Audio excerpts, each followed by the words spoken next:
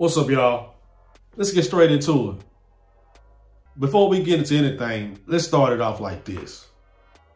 Long live Young Dolph, Flippa. God bless his family, especially his children. In memory of Young Dolph, as you can see, I got my Negro League baseball hat on, the Memphis Red Sox.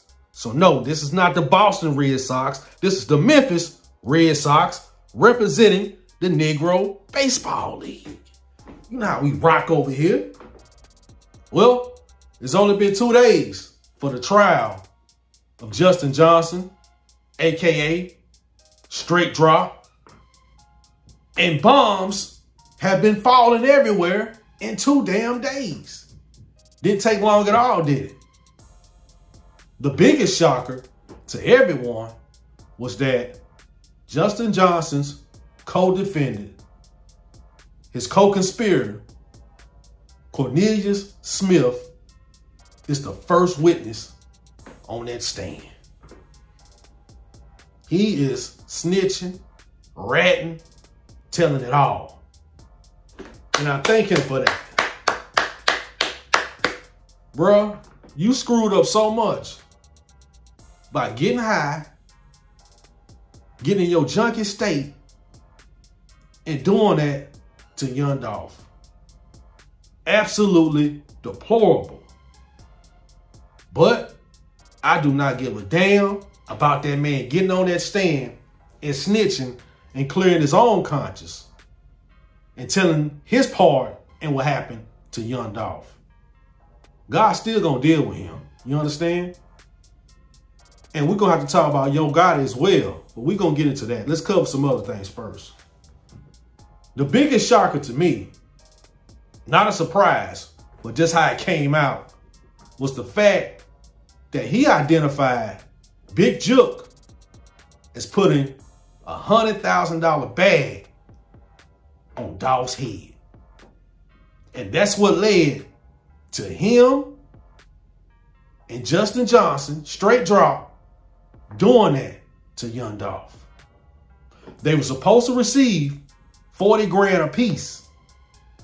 I don't know about Justin Johnson, but Cornelius Smith received $800 funky for taking away probably the closest thing to Martin Luther King the city of Memphis have seen since Dr. King lost his life there in 1968. Remember, we covered all this before, right? We knew all this was coming. The black community is really trying to break that plague, that curse that was put on that city when Dr. King lost his life there. I don't want to get too heavy into that because y'all know how I feel about that. You can point the finger at everybody if you want to, but don't forget, it was some of us that was police that was watching over Dr. King, who was part of those conspiracies that conspired to take out Dr. King. It's always the ones in your inner circle, in your back door, in your own neighborhood that'll take you out. And this is definitely the case with this. 100 grand they put on that man's head. And this man, Cornelius Smith, received $800 funky for taking out one of the greatest individuals to come out of the city of Memphis, music-wise. Bigger than Elvis to me. I mean, y'all can have Elvis. You got your Elvis fans. No disrespect to Elvis. But I'm talking about in my community. In modern times, right?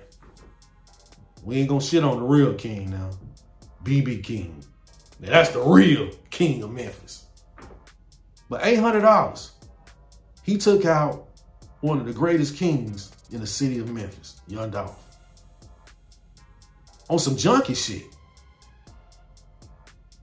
This man said he did this horrific act on his daughter's birthday so he could have some cash for her.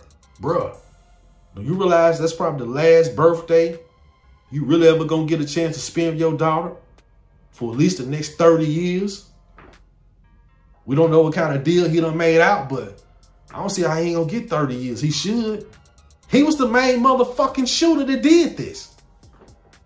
They dumped all them rounds into damn Young Dolph. Not straight drop. Y'all seen the taste by now.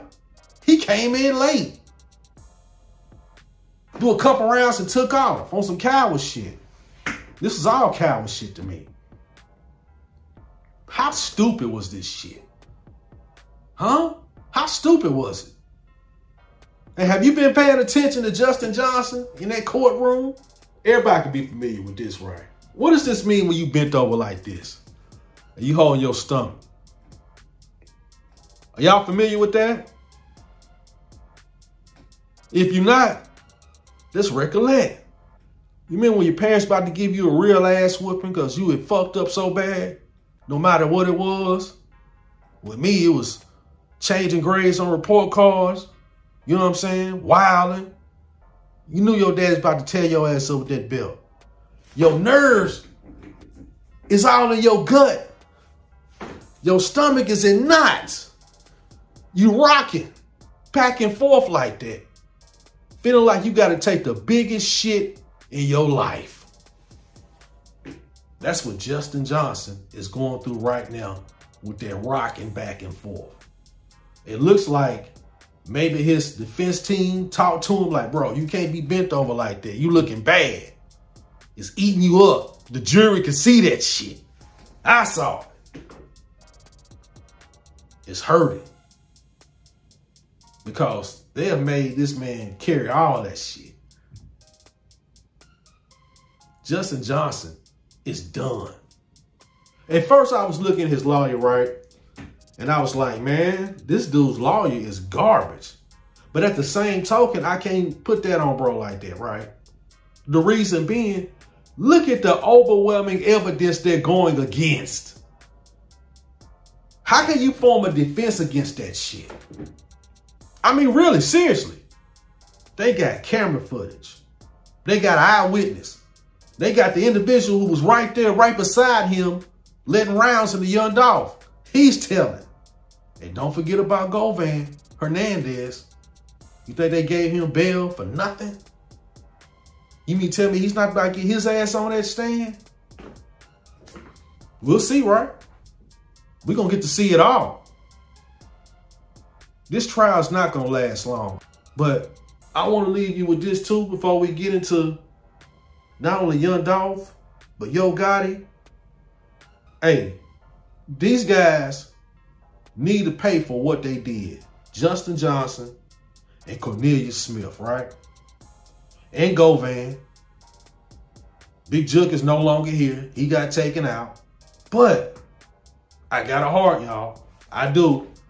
One of the biggest Dolph fans ever. I told y'all before, Dolph's music changed my life when I was writing The Last Society. If it weren't for God and me banging that Young Dolph while I was writing that book, you probably wouldn't have it now. The Last Society was heavily inspired by the music of Young Dolph, right? Let me say this though. I kind of feel sorry for Justin Johnson. I gotta see it. I gotta see it. He did the least damage to Young Dolph in this situation, right? But he's about to pay the most. The individual who did the carnage to Young Dolph and why he's not here now, I believe, is Cornelius Smith. In the state, they made a deal with him. I guess it's better to do 30 years than life. But Justin Johnson looks bad up there. Pure stupidity. Both of these guys involved themselves in this damn murder. But he looks terrible up there. How idiotic was it to take this shit to trial? He should have taken a plea deal or begged for mercy from the court. But he sits here and wastes the state's resources and money. They're going to throw the fucking book at him. I don't see how he's looking at anything less than a L, than life in prison, right? Life thrown away for allegedly to get a record deal. with CMG. Apparently, that's what Big Jook promised him. 40 fucking grand and a record deal. That ain't shit, man. It definitely wasn't worth taking Young Dolph's life. But, like I said, even though I'm a Young Dolph fan, I gotta keep it 100. Young Dolph was just moving wrong. They're saying Young Dolph was aware of this hit, this bag that was on his head. But he went back home to the city of Memphis. No real security. No vest on. No firearm on him. Nothing. With his back turned to that glass when Justin Johnson and Cornelius Smith ran up on him and let those rounds out and took that man's life. Now, many people are saying, yeah, he was just slipping. You know, why was he moving like that? In my personal opinion, I feel like he knew something was coming. And the man was just tired. He was tired of the beef. He was tired of the threats. And he wanted to go home. Maybe he felt that was his last Thanksgiving being there and doing it like the old days. Before he had money. He can go to his favorite cookie spot and just grab some cookies. If they get me while I'm out here, fuck it. It is what it is. I done put everybody on. I don't care. My children are taken care of. I'm tired of this shit. That's why I feel like he was moving like that. Like he was ready to go. He felt it coming. I hate that for him. I do. And to his brother, you can say what you want to say. That man did everything he could to save his brother's life. He emptied the handgun and then went and got the Draco and lit them up again. It hit both of them. This is crazy, man. The way they took that man out over nothing. Nothing. To me, no matter what you say, over a girl, over a rap lyrics, over a song, over this, whatever, man, it's bullshit. This is our community, y'all. These are our people. This is my state. I'm a Tennessean. I hate to see this. This is rock the Memphis Sound. This is rock the movement that hip hop was having in the city of Memphis throughout the state of Tennessee. It has. And Yo Gotti, he's in a lot of trouble. Yeah, let's get on Yo Gotti with this. I'm not saying Yo Gotti had anything to do with this. Like I've explained before, you cannot tell your big sibling what to do or how to move. If they gonna do something, they gonna do it. And I felt like this might have been that situation with him and his big brother. That was Big Jook that put that bag on Dolph. We have no connection at this point about Yo Gotti. But the problem is the brand has been completely tarnished. It is. There's no other way to look at it. It's damaged. Even if Yo Gotti doesn't face any justice because he's not a part of this or escapes justice some kind of way, if he was a part of it, the company is damaged. The brand is hurting. As long as you have Yo Gotti at the helm and the whole world knows his right-hand man, his brother, I believe he's probably like the COO or maybe the CEO or the chairman of the board. He was the street boss. You understand, like Sopranos? Remember Junior? He was the lightning rod. He's for the cameras. But Tony was behind the scenes, the street boss, really running everything. That seems like the relationship him and Big Jook had. Big Jook seems like he was really the one in charge. But how can CMG recover from this when their names is all over this slang of Young Dolph? The fans are not feeling that. The streets of Memphis are not feeling that. Morality. Reap what you sow. Karma is not feeling that. He's going to have to pay for that. In my personal opinion, I feel like he could have avoided a lot of this shit. He could have stopped it. Apparently, it was his folks taking shots at Young Dolph all the time. All the attempts before they were successful. You mean tell me he could step in and be like, man, y'all stop that shit. It's over. Y'all fucking up the bag. If y'all take this man out, I'm not going to be able to do anything. Our careers are destroyed. You think he ever tried that? It don't seem like it. Why? Because I don't think he really cared for Young Dolph either.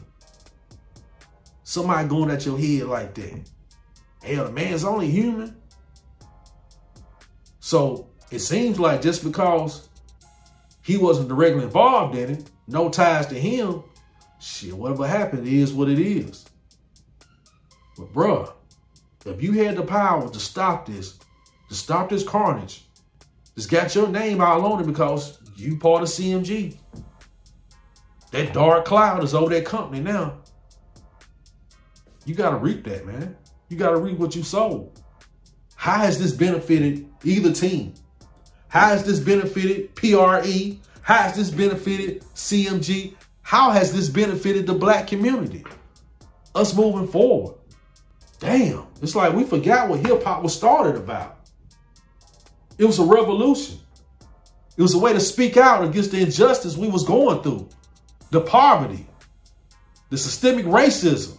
Don't push me cause I'm close to the edge. I'm trying not to lose my head. The damn message. That's what hip hop started out as. Now, it's a gladiator sport. Like Big Home says over there on the Big Fest podcast, the real Big Fest podcast. It's the rap trap. And you seen this shit play out right before your eyes. The destruction of our people. Is this shit worth it? Multi-millionaires being taken out by jealousy, rage, greed. And let's just be honest. Pure evil. How is those demonic spirits not active during this whole ordeal? Explain that to me. You don't see the devil in the details in this? And something that's really scary to me, I found that I feel like I wish Young Dolph hadn't played with. I haven't seen too many people talk about this, but I got to talk about it over here on the Black P.O.E. It's that whole pre-Illuminati shit. You know what Dolph was playing with, the whole pre-Illuminati. We got our own Illuminati going on right here. He hold up his eye looking through all that, and the red and the blood. How many times I've told y'all over here? If you go knocking on certain doors, somebody is going to answer. It doesn't matter if you're doing it to be trendy, to get clout, to get attention, to get algorithms. You go knocking on certain doors, those shits are spells. Somebody's going to answer. And it's quite odd that when Young Dolph started the whole P.O.E. Illuminati movement thing, I think he was gone in less than 6 months. And do y'all remember those frightening words he said on one of those lyrics? If I sacrifice myself for my family, I'm just paraphrasing here. Dolph said something to the effect, if he sacrificed himself, you know, to put his people on, to make sure they're established, will he die and go to hell? Y'all don't think he knew something was coming? Kind of prolific, like Tupac used to do in his music. He did it as well. I mean, early when I used to listen to Young Dolph, he would talk about, I don't care, this shit take my life, man. I don't think this shit was worth it, dog. I don't, man. We wish you was still here. You feel me? How tragic is this shit, man? I'm not going to be covering this shit every day. I'm not. But me, being a big Young Dolph fan, we rocking with Young Dolph over here, P.O.E. all day long. I had to come give my take on this, my assessment of these tragic events and what's taking place in that courtroom as we found out what really happened during the slaying of Young Dolph. Once again, long live Young Dolph. God bless his family and especially his children. Thank you for tuning in. God bless one team.